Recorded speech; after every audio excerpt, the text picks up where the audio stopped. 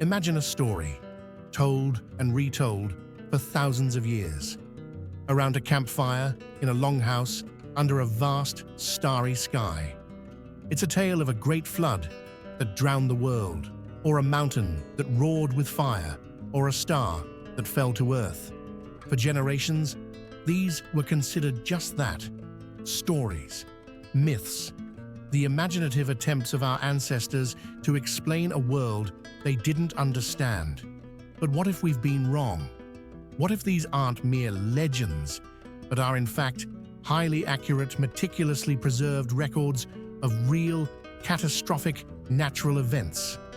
This is the incredible truth hidden in plain sight: that ancient oral traditions contain genuine scientific data, passed down across hundreds of generations, preserving the memory of earth-shattering events long before the invention of writing. Before we dive into the specific events, we need to understand how this was even possible. How can a story survive for 7,000 years? The answer lies in the sophisticated architecture of oral traditions. These were not casual anecdotes. They were the core of a culture's identity, their library, their lore, and their history. To ensure survival, they were encoded with what researchers now call mnemonic devices. Think of a song you can't get out of your head, or a rhyme you use to remember a rule. Ancient cultures perfected this. Stories were woven into songs with repetitive, rhythmic structures.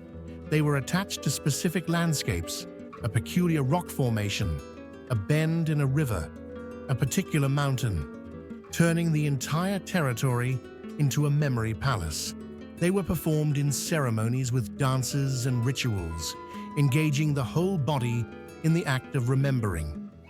Key details were often embedded in a strict sequence: the order of characters, the number of events, the description of landmarks. This wasn't just art. It was a robust information storage system. The story was the hard drive, and the ritual was the protocol for ensuring the data was copied correctly from one generation to the next. The goal was not to change the narrative, but to preserve it exactly as it was received. Perhaps the most widespread of all ancient narratives is the story of the Great Flood. Versions of it appear on every inhabited continent: the Babylonian Epic of Gilgamesh, the Hindu Puranas, the Aboriginal Australian Dreamtime stories, and of course, the biblical account of Noah. For a long time, theologians and historians debated if one culture borrowed the story from another.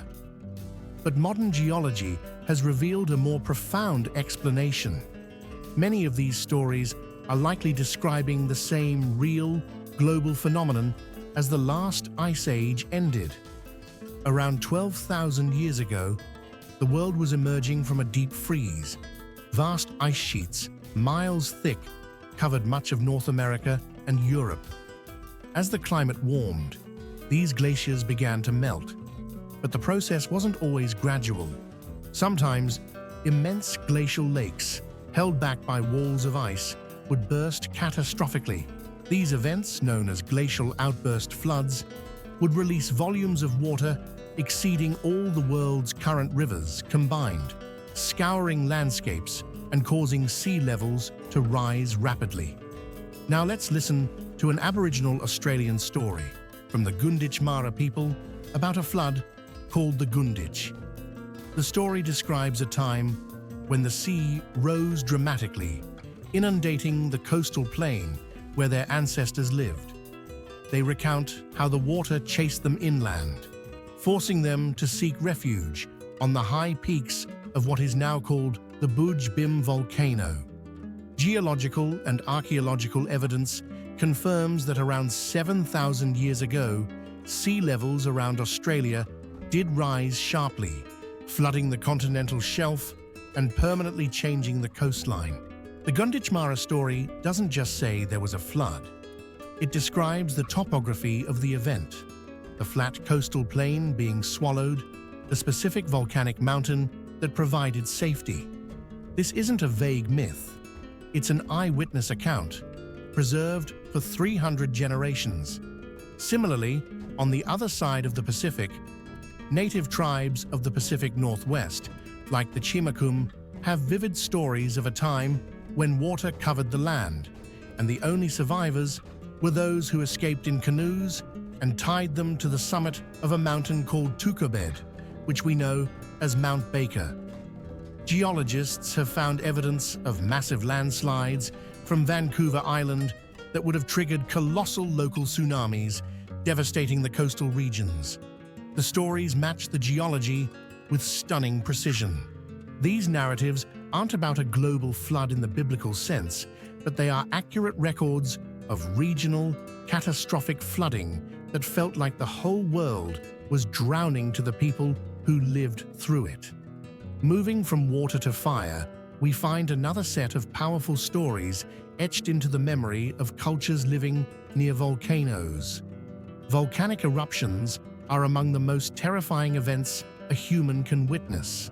The sky turns black, the earth trembles, and rivers of fire consume the land. It's an experience so traumatic, you would want your descendants to remember it, to warn them of the mountain's power. And that's exactly what oral traditions did.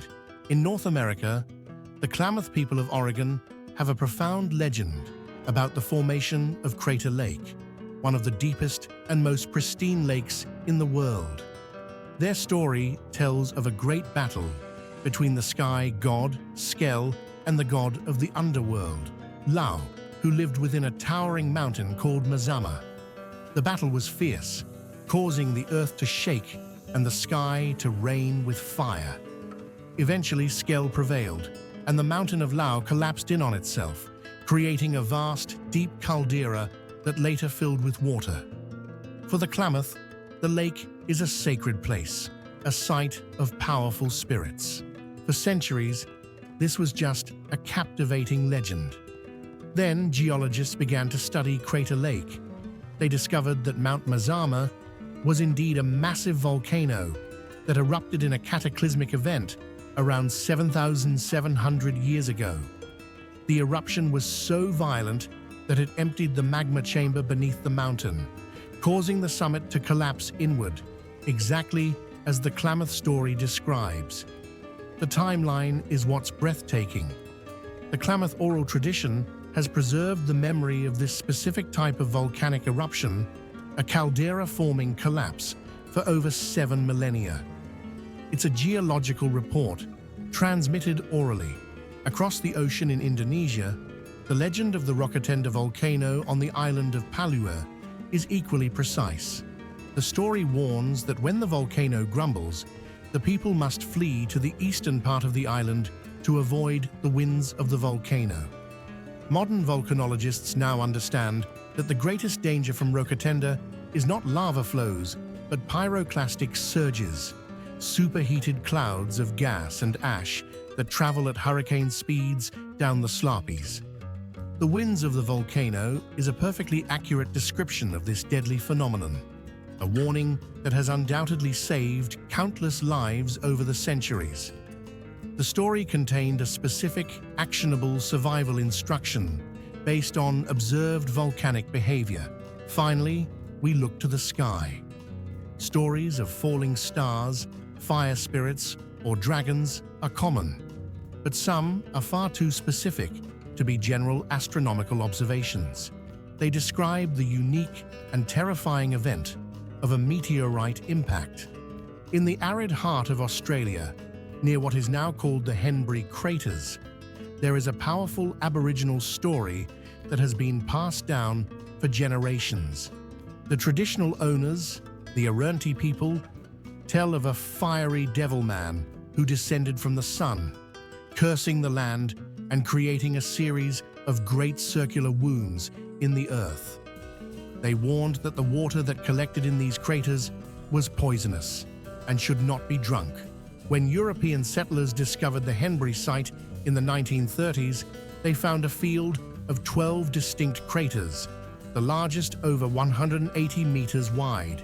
Geologists confirmed they were formed by the impact of a meteorite that broke apart as it entered the atmosphere, crashing into the desert. They dated the impact to approximately 4,700 years ago. The scientific description, a fiery object from the sky creating multiple craters, is identical to the Eruptions story. Even the warning about the water is scientifically sound. The impact would have shattered the bedrock, releasing minerals that could make the water taste bad or even be harmful. This isn't a story about a shooting star. It's a factual account of a meteorite strike, preserved for over 4,000 years. Another compelling example comes from the ancient Sanskrit text, the Mahabharata, which contains a description of an attack with a weapon of unimaginable power. A single projectile, charged with all the power of the universe. An incandescent column of smoke and flame as bright as 10,000 suns rose in all its splendor. It was an unknown weapon, an iron thunderbolt, a gigantic messenger of death which reduced to ashes the entire race of the Vrishnis and the Antakas. The corpses were so burned as to be unrecognizable. Their hair and nails fell out, pottery broke without apparent cause, and the birds turned white. After a few hours, all foodstuffs were infected. To escape from this fire, the soldiers threw themselves in streams to wash themselves and their equipment. While debated, the description is eerily reminiscent of the effects of a meteorite airburst, a cosmic explosion in the atmosphere, similar to the Tunguska event in Siberia in 1908, which can generate immense heat, shock waves, and potentially even radiation-like symptoms. So, what does this all mean? It forces us to radically reconsider the capabilities of ancient cultures. They were not primitive people guessing at the world's mysteries. They were acute observers, brilliant scientists in their own right, and masterful archivists. They developed a method, oral tradition, to preserve critical knowledge across timescales that we, with our digital files and fragile hard drives, can scarcely comprehend. These stories were survival guides, hazard maps, and historical records, all rolled into one. The next time you hear an ancient myth, don't dismiss it as mere fantasy. Listen closely. Within the rhythm of the song and the symbolism of the characters, there might just be the echo of a real event, the roar of a volcano, the rush of a flood, the flash of a cosmic impact. Our ancestors were talking to us across the centuries. They were leaving a message about the power of nature and the resilience of human memory. It's time we started paying attention. If you're finding these insights valuable, make sure to subscribe to the channel. By hitting that subscribe button, you're not just supporting this work, you're ensuring you don't miss our future videos, where we'll continue to break down complex topics into clear, actionable ideas. Your subscription is the best way to build a library of knowledge together.